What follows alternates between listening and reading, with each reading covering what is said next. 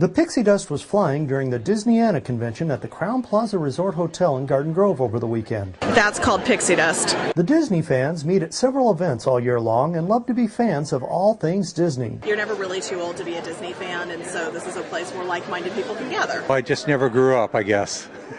While at the conventions, Disney fans also trade, buy, and sell all things Disney. It's just a large Pez dispenser that dispenses, instead of individual ones, the entire packet of Pez. And the prices run the entire range, too. I start at $2.25 for the current ones. Snow White right now is $200. I collect the Walt Disney Classic collections, things like this, anything Disney memorabilia.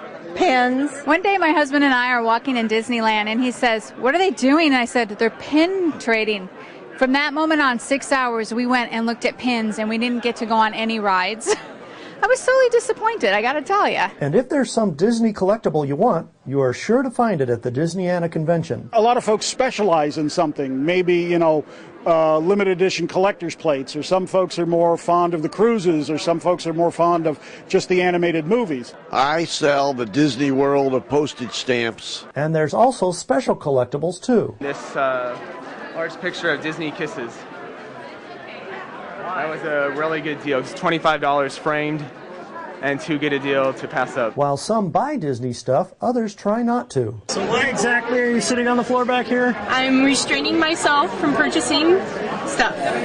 What kind of stuff? Disney stuff, Disney collectibles of all sorts. Will you just go spend crazy if you see all this stuff? Yeah, I'm a crazy spender. Along with all the pins, plates, posters, and more, there were also people with books they'd written related to the Disney theme parks. It's a tribute book about my mom, who was the first female Imagineer that Walt hired in 1952, and she worked with Disney for 32 years. And stories of working directly with Walt Disney. The hyena's hair wasn't sitting right. Walt didn't like it, so he said, fix it, make it a little more sit straight, and so they had to get Tony home perm kits. That was her idea, sending a messenger for 12 Tony home perm kits from Thrifty Drugstore. And when the guy checked out, the clerk said, "What are these for?" And he said, "You don't even want to know." I've been writing about Disney since I was back in college in Cal State Fullerton in the mid-'80s. I always had an interest in Disneyland, being an Orange County person, a kid growing up, always loved Disneyland. And in Cal State Fullerton, had a bunch of friends who worked at Disneyland and loved it, but always had some crazy stories about what it was like to work there. And the fans will tell you it's all about the magic of all things Disney. That is pixie dust. Mark Eades reporting for OCRegister.com.